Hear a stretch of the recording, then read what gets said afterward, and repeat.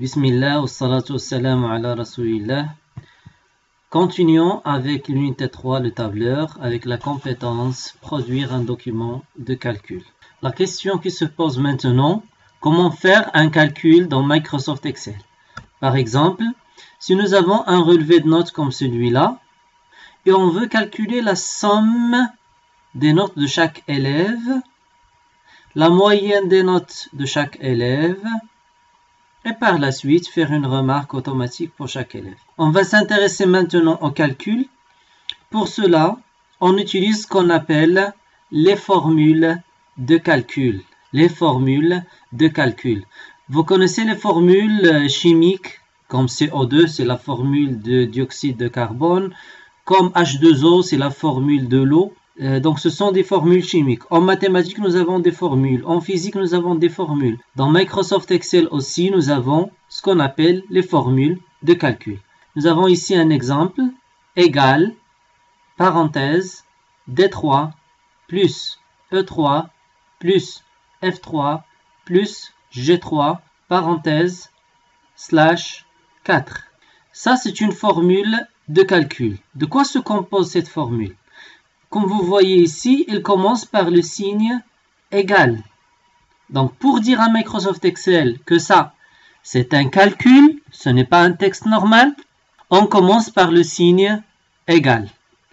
Il se compose aussi des parties qui sont en vert, les signes qui sont en vert, c'est ce qu'on appelle les opérateurs. Les opérateurs. Troisième composant, en violet, ce sont les adresses de cellules. Et finalement, en noir, 4, c'est une constante. C'est une constante. Je répète.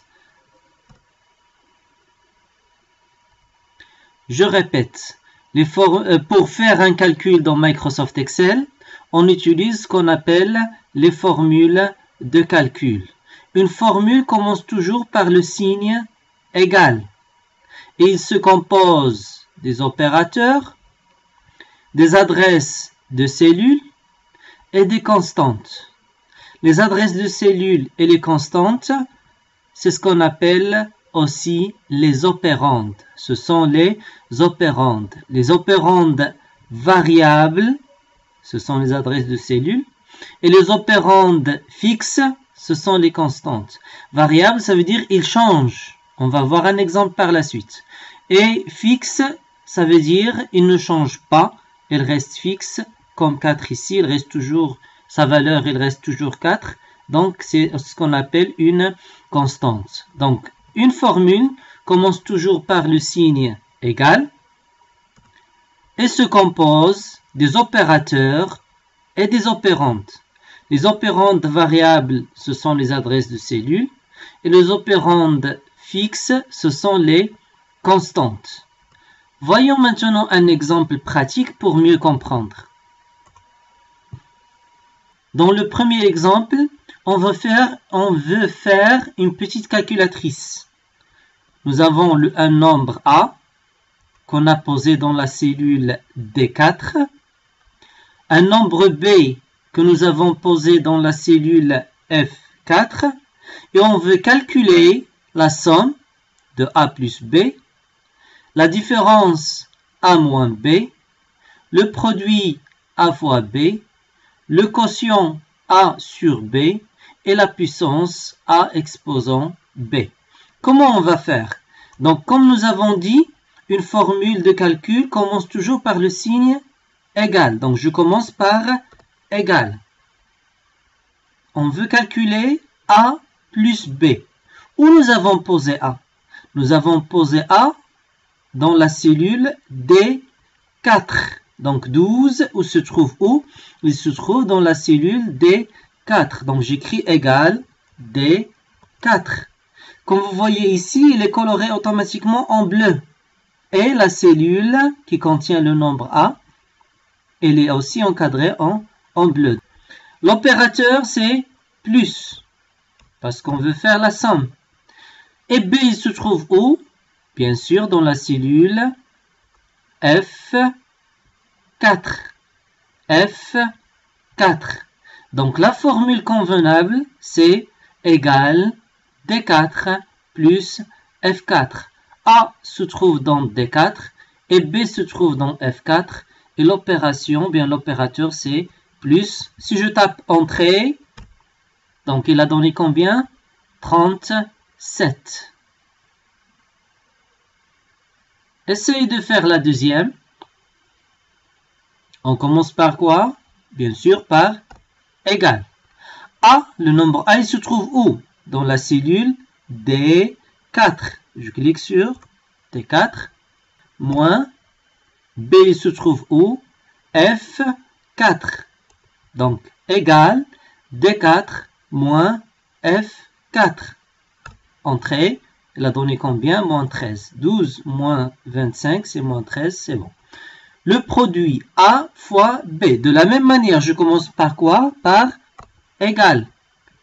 D4 étoile. Donc, le produit, la multiplication, d'accord? L'opérateur qu'on utilise pour la faire, c'est étoile astérix. Et le résultat s'appelle le produit. Donc, pour calculer le produit de A fois B, j'écris égal D4 étoile F4. Et je tape entrée. Elle a donné combien? 300. Le quotient, c'est le résultat de la division. J'utilise slash. L'opérateur, c'est slash. Mais je commence toujours par quoi? Par égal. A, c'est D4 sur quoi? Sur B. B, c'est quoi? C'est F4. Entrée. Elle a donné 0,48. La puissance. Donc, pour calculer la puissance, l'opérateur qu'on utilise, c'est l'opérateur chapeau. C'est l'opérateur chapeau bien accent circonflexe. Donc, pour l'addition, c'est plus pour calculer la somme. Pour la soustraction, c'est moins pour calculer la différence. Pour la multiplication, c'est étoile pour calculer le produit.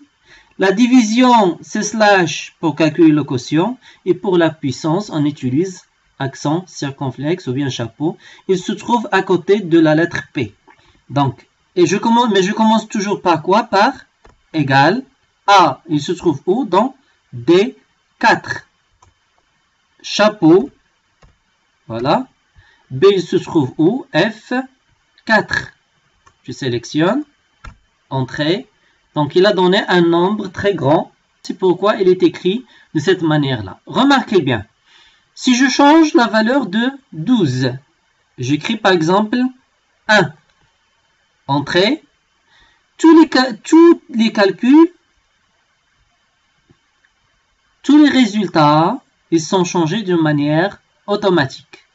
1 plus 25, c'est 66. 1 moins 25, c'est moins 24. 1 fois 25, c'est 25. 1 sur 25, c'est 0,04.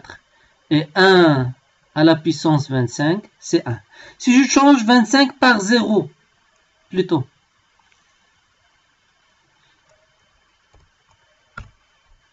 Vous remarquez bien, 1 plus 0, c'est 1. 1 moins 0, c'est 1. 1 fois 0, c'est 0, bien sûr. Et 1 sur 0, c'est impossible. C'est pourquoi il a mentionné ici que c'est une erreur. D'accord? Et 1 à la puissance 0, c'est 1 parce que tous les nombres à la puissance 0, ils donnent 1. Donc les calculs se font d'une manière automatique. Faisons un deuxième exemple. Ça, c'est un exemple mathématique pour calculer les identités remarquables, pour vérifier les identités remarquables. Je vais vous laisser le temps de le faire. Et on va faire la correction dans une autre vidéo. On va faire un autre exemple ici. C'est une partie d'une facture. D'accord? Et on veut calculer le prix total à partir du prix unitaire et du nombre d'unités.